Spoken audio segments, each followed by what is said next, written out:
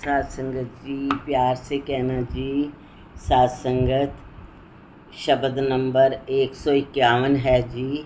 इसमें कह रहे हैं, इक्को नूर दी उपज है सारी, इक दा सगल पसारा है, इक्को ही है सर्वव्यापी, फिर भी सब तो न्यारा है। इक्को है जो अंग संग सब दे, सबना दा रखवाला है। इसे एक दे पिछे वेखो जग होया मतवाला है। इस सृष्टि दे कण कण नूं जो अपने आप संभाल रिया, एहो इक्को रमज है जिसनूं कुल जमाना भाल रिया। ਇਹਦੇ ਭੇਦ ਨੂੰ ਪਾਉਣਾ ਜੇਕਰ ਸਾਧੂ ਦੇ ਚਰਨਾਂ ਵਿੱਚ ਜਾ, ਉਸ ਦੀ ਚਰਨ ਧੂੜ ਵਿੱਚ ਰੁਲ ਕੇ ਹੁਜਤ ਸ਼ੇਖੀ ਕੁਲ ਮਿਟਾ। ਅਲਖ ਨਿਰੰਜਨ अंतरयामी, गुर पूरा है जाननहार, कहे अवतार बिना गुर पूरे हो नहीं सकता बेड़ा पार। सात संगत साहिब सच्चे पातशाह कह रहे हैं कि एक ही नूर की सारी उपज है। धरती थल्ले होर धरती, उस तो अगे होर जहां, धरती दे थल्ले भी, नीचे भी धरती, उसके नीचे और जहां, पता नहीं कितने जहां, पता नहीं ऊपर कितने जहां, पता नहीं पताल के नीचे कितने जहां। इसको नापा नहीं जा सकता, इसको मिना नहीं जा सकता, इसका कोई मेजरमेंट नहीं है कि ये कितना बड़ा है। पर एक ही है, एक ही नूर है, वही रोशनी है। इक्को नूर दी उपज है सारी, सारे ब्रह्मंडों में भी इक्को नूर की उपज है सारी। एक दा सगल पसारा है, ये सारे में पसरा हुआ है, फैला हुआ है बिल्कुल। कण कण, पत्ते पत्ते, डाली डाली, इसने सबको अपने जकड़ में रखा हुआ है, अपने आगोश में रखा हुआ है। सत्संगत कितनी हैरानगी की बात है, इतना बड़ा संसार, इतनी बड़ी सृष्टि, और एक चींटी भी इसने नहीं छोड़ी, उसको भी इसने संभाल के रखा हुआ है। उसके भी ये चारों तरफ है।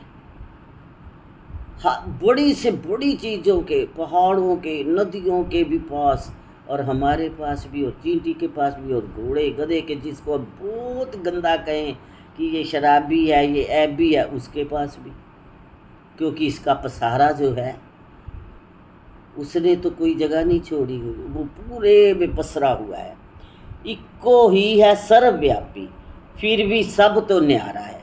सात संगत जिन्होंने इसके दर्शन करे हुए हैं, उनको पता है एक ही ये सर्वव्यापी है, सिर्फ एक, कोई दो चार नहीं, एक ही सर्वव्यापी है और सबसे अलग दिखता है। जब साहिब सच्चे पातशाह इसकी पहचान करा देते हैं कि मैं ये हूँ, मेरा नूर ये है, मेरी ज्योत ये है, ईश्वर परमात्मा रब ये है, तो सात संगत उसको समझ आ जाती है कि ये सबसे न्यारा भी है और सबके साथ भी ऐसे चिपका हुआ है। इक्को है जो अंग संग सब दे, सबना दा रखवाला है। सात संगत सब दे का है, वही बात जो मैं पहले ऊपर कह चुकी हूँ। एक ही है, सबके अंग संग, सबके, सबके का मतलब जो भी तुम्हें नजर आ रहा है, सबके अंग संग,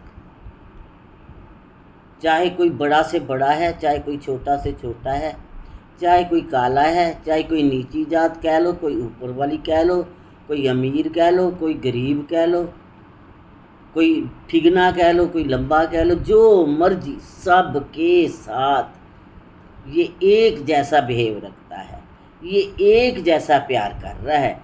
ये नहीं कि हम निरंकारी हैं तो हमको कुछ ज़्यादा मिलता है, नहीं, ये एक जैसा है, ये सबके साथ। मुझे भी अपने कर्मों का फल लेना है, ये नहीं है कि मुझे नहीं मिलेगा।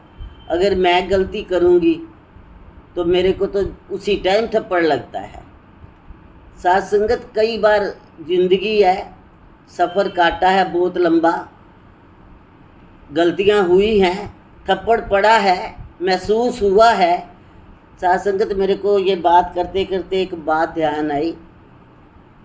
बहुत साल पहले मेरी छोटी बहन कहती है कि आपने समागम पे जाना है दीदी, मेरे को साथ ले जाना।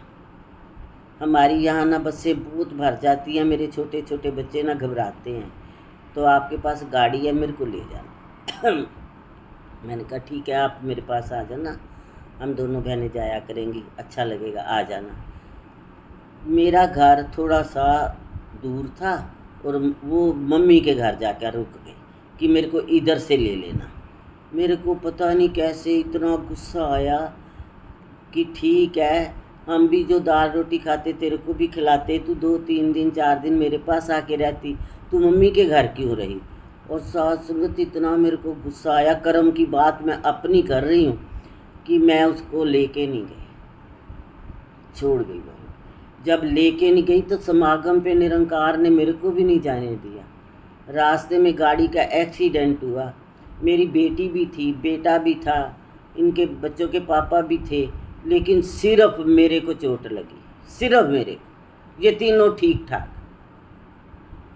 अब किसी ने पूछा कि तुम्हें कहाँ पहुँचाया जाए, तो मैंने कहा मेरा तो पूरा ख़ानदान निरंकारी समागम में है, कोई भी घर नहीं होगा इस टाइम। तो उन्होंने हमें समागम में पहुँचाया, वहाँ सेवा दल ने हमें हॉस्पिटल मेरे को दाखिल करा। और साथ संगत मैं रो रही हूँ और निरंकार के साथ बातें कर रही हूँ, तूने अच्छा करा, मेरे को सजा दी, मेरे को तूने थप्पड़ लगाया, ये बहुत अच्छा करा। तू टांग काट के भी फेंक सकता था, लेकिन तू मेरा माई बाप है ना, तूने कुछ ऐसा नहीं करा, मेरे को बस एक थप्पड़ लगाया। मेरे को तूने सिखाया है कि तेरी उधर मेरी बहन घर रोती रही कि उसका समागम छूट गया, और इधर मैं रोती रही, पर मैं निरंकार को यही कहती रही कि तूने ठीक करा, हे सच्चे पातशाह मालिक तूने ठीक करा। सासंग तब मेरे को तो प्लास्टर चढ़ गया टांग पे पूरी पे, और मेरी बहन फिर मेरे मम्मी उनों के साथ समागम में जाती रही और मेरा समागम हुआ ही नहीं। तो साथ संगत कितनी पुरानी बात, तब मेरा बच्चा 1.5 साल का था, अब 42 साल का हो गया। तो तब मेरे को अभी भी याद आती है। मैं फिर भी इसका कहा कि शुक्र है सच्चे पातशाह तूने कोई ब्याज नहीं लगाया, साथ के साथ ही मेरे को थप्पड़ लगा दिया कि क्योंकि मेरी बहुत बड़ी गलती थी। साथ संगत 7-8 दिन हुए तो मैं कहूँ कि मेरा ये प्लास्टर काट दो, मैं ठीक हो गई। बड़ी माफ़ियाँ मांगी निरंकार से, सच्चे पातशाह से, अपनी बहन से भी, जीजा जी से भी बड़ा सॉरी बोला कि मेरे से गलती हो गई। तो मैंने कहा मैं ठीक हूँ, तो प्लास्टर काटो मेरा। कोई भी मेरी बात ना सुने, मैंने अपने आप ही लंगड़ाते लंगड़ाते कोई चीज़ पकड़ी और उससे काटने लगी। जब देखा कि ये कहीं टांग पे और ना चोट लगा ले तो उन्होंने काट दिया। जब काटा तो हमारे घर के साथ कोई बुजुर्ग रहते थे, उन्होंने मेरे को बहुत गुस्सा करा, कहते अभी 8 दिन हुए नहीं हैं तो इसने प्लास्टर काट दिया है। वो डांटा मेरे को और उसी टाइम ऑटो करके मेरे को हॉस्पिटल लेके गए। तो जब दोबारा एक्सरा हुआ तो वो कहते हैं टांग बिल्कुल ठीक है। डॉक्टर बहुत हैरान हुए कि टांग तो बिल्कुल ठीक है, और मैं हंसने लगी। मैं क्या, मेरे को पता है किसने मेरे को मारा था और किसने मेरे को ठीक करा है, मैं जानती हूँ उसको।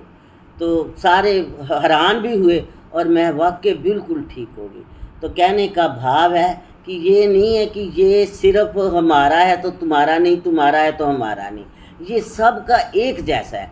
गलती करते हैं तो गलती का फल मिलेगा, कर्म तो हमारे साथ जरूर रहेंगे, यही कहा है इसमें। इक्को है जो अंग संग सब दे, सबना दा रखवाला है। इसको तो सारे बड़े प्यारे हैं। इसका एक बच्चा रोएगा, हमारे घरों में देख लो, अगर एक बच्चा रोता है, बड़ा कुछ डांट देता है या कोई शरारत करता है, तो माँ बाप को तो दोनों बच्चे प्यारे होते हैं। हाँ, वो डांट सकता है, वो थप्पड़ लगा सकता है, कोई ऐसी चोट नहीं वो दे सकता, क्योंकि वो भी बच्चा उसका है, वो भी बच्चा उसका है। ये ऐसे ही कहा कि ये सबना दा रखवाला है, ये सबका ध्यान रखता है। इसने मेरे को थप्पड़ भी लगाया और मेरा ध्यान भी रखा। तो आगे कह रहे हैं, ऐसे एक दे पीछे वेखो, जग होया मतवाला है, सारा संसार इसको कई लाखों तरीकों से इसको याद करता है, इसको प्यार करता है, इसको मानता है। सारा जग मतवाला हुआ पड़ा है। यही कह रहे हैं जी, इस सृष्टि दे कण कण नू जो अपने आप संभाल रहा, हर कण को, हर शय को, हर वस्तु को, हर जीव को, हर पेड़ पौधे को ये अपने आप संभाल रहा है। किसको क्या देना है, किसको नहीं देना, ये जानता है। इको एक रमज है जिसनू कुल जमाना पाल रहा। कहते हैं इसकी रमज जो है वो पूर्ण सतगुरु से कोई समझ ले तो ये जमाना जो है, जो पाल रहा है, इसको ढूंढ रहा है, उसकी पाल ख़त्म हो जाए। पूर्ण सतगुरु के पास जाकर वो इसको पहचान सकता है। ये दे भेद रू पाउणा जेकर साधु दे चरणा विच जा। कहते संतों के चरणों में जा। अगर इसके भेद को तू जानना चाहता है कि ये कौन है, कहाँ रहता है, क्या है, इसका सर्वव्यापी रूप, इसका विराट स्वरूप कौन सा है, तो तू संत के चरणों में जा, संतों के पास जा। उस दी चरण तूड़ विच रुल के हुज्जत शेखी कुल मिटा। अपना मान हंकार छोड़ दे, उसके चरणों में जाके सिर रख दे। अलख निरंजन अंतर्यामी गुर पूरा है जाननहार। जो पूरन गुरु सतगुरु है वो तेरे अंदर बाहर की सब जान रहा है। वो जानता है तू आया है मेरे पास इसकी भाल करने के लिए, इसकी संभाल करने के लिए, इसके दर्शन करने के लिए, अलख निरंजन अंतर्यामी को देखने के लिए, इसको जानने के लिए। ये अंतर्यामी सब जानता है। कहे अवतार बिना गुर पूरे हो नहीं सकता बेड़ा पार। साहिब सच्चे पातशाह कह रहे हैं कि जब तक ये पूर्ण सतगुरु नहीं मिलेगा तेरा बेड़ा पार नहीं होगा, तेरी पाल ख़त्म नहीं होगी। तू तब तक बैठेगा नहीं चैन से, तेरा मन जो है टिकेगा नहीं। पूर्ण गुरु जब मिल जाएगा तो तेरी खोज ख़त्म हो जाएगी। तेरे को जब ये परम पिता परमात्मा मिल जाएगा तेरे मन को ठहराव आ जाएगा, तेरी ज़िंदगी सहज हो जाएगी। ऐसे ही साहिब कह रहे हैं।